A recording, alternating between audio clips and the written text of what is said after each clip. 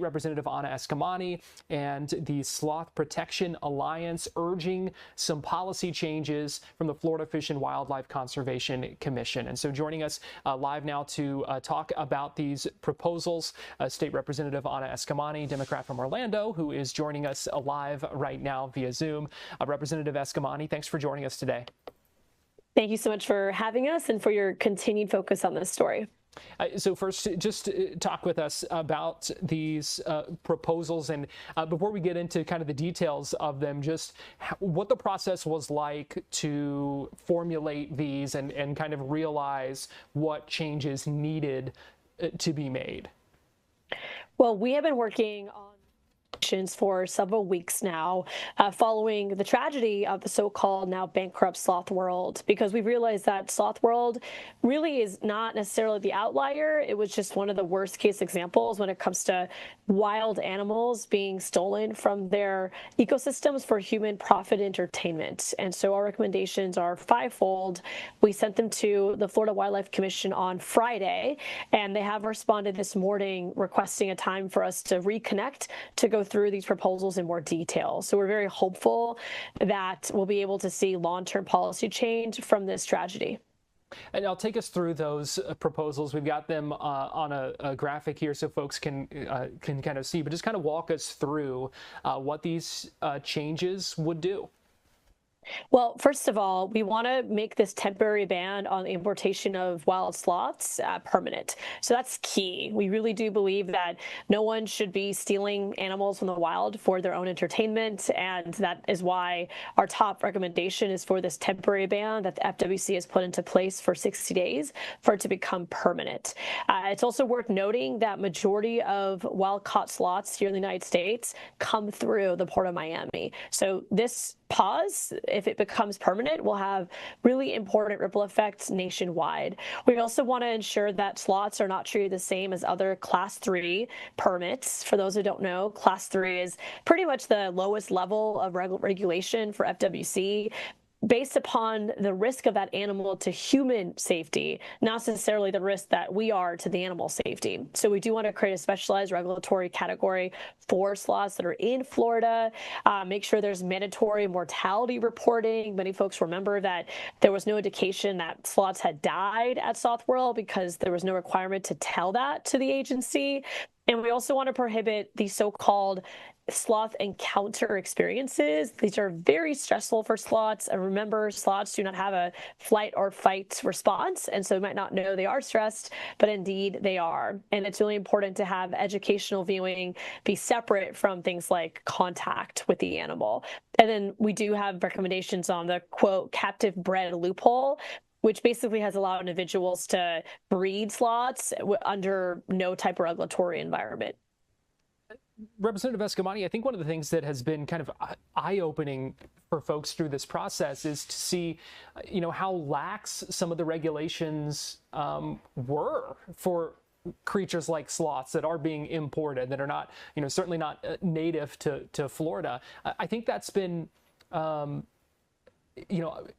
looking for another word, but eye-opening for people to see in this. I certainly expected, I think many people did, for there not to be loopholes, for there to be much stricter regulations and restrictions when it came to these kinds of things. For sure. I mean, you would assume, especially for an animal as vulnerable as sloths, one, that they're captive in the sense of being born and raised in captivity. That is not the case of sloths that individuals own. They are stolen from the rainforest for human entertainment, which is ethically, morally wrong, but also just unnecessary. They should be able to live happy lives eating leaves in the jungle and not be brought to the United States. But also, the Class 3 permits are so unregulated. In fact, FWC is only required to make a spontaneous inspection once every 3 years under a Class 3 permit.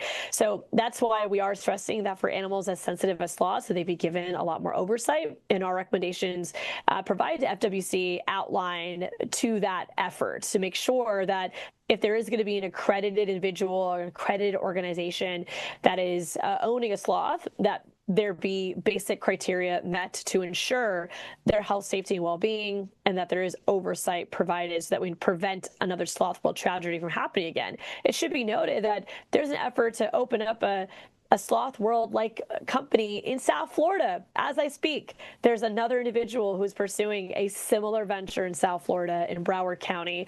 So we need these recommendations. We needed them yesterday, but we'll suffice to get them tomorrow. If not, by tomorrow, we are expecting for these types of recommendations to be debated at the next FWC meeting, which is scheduled for later this summer, and then for those rules to be approved by the end of the year. So obviously, we're waiting for that meeting at FWC to get their feedback on our recommendations, but we're going to be pushing forward on what we consider to be the best approach to animals as sensitive as sloths. Why do you think these changes are needed? Why do you think these, sloths kind of as a species require this, additional oversight, these additional steps to be taken? That's a great question, Garrett. And we did outline in our recommendation to the Florida Wildlife Commission why sloths require specialized regulation. And we tried to be as scientific as possible with this recommendation, with this analysis, to really explain that sloths are hypersensitive to other mammals. And again, FWC shared with us that they're inspectors. They're not veterinarians. They're not scientists. They're not medical experts. They are law enforcement who play the role as regulatory for the agency, focused on statutory requirements, i.e. cage sizes, food and water being available, but they're not even experts on what type of food or water would be important or best interest of the animal. And so ultimately, based on our conversations with FWC, they're not able to meet this animal's specific environmental conditions, their dietary needs, and they're not going to be able to detect if this animal is healthy or not, because they're just making an observation. They're not actually checking this animal's health and well-being, which is very difficult to do for sloths. Like many animals, there has to be criteria and experts set into place to even measure and weigh these animals. So that's why we do feel like this type of extra care should be pursued, and we've outlined all of that in our 3-page memo to the agency. And so you're going to be meeting with the FWC to kind of take them through all of this. Just kind of walk us through the process then going forward, and what people can expect, how something like this might play out. So what we're recommending is rulemaking. So that does not require the legislature, though obviously having a state law be put into effect would make changes more permanent. But rulemaking gives us the opportunity to pursue changes without the legislature having to be convened. And Florida Wildlife Commission has 2 more meetings, public meetings. That's going to be in August and then December. And so we are hoping for these changes to be proposed before that July meeting so that there can be time for public comment and its implementation for December. So we're working with the 2026 timeline to get changes into place before the year is over. And what would your message be to FWC as this process moves forward as to just why this needs to be done and why this needs to be done now? Well, we already saw the tragedy of 56 sloths dying, including baby sloths, at the hands of a for-profit entity. And Florida, again, is the hotspot when it comes to wild animals being captured from their homes for human entertainment. And so I'm also hopeful that our efforts with sloths will be a ripple effect to protect other wild animals and who are taken from their homes for captivity. But ultimately, the reason why FWC needs to do this now is it impacts not just the perception of Florida as a family-friendly place to visit, but also, of course, animal welfare is one of those issues that really transcends party lines. And I can speak for not just myself, but for everyone, that we want to never, ever have a tragedy like this hit Orlando again. And there's no way to prevent that from happening unless we pass substantive policy change.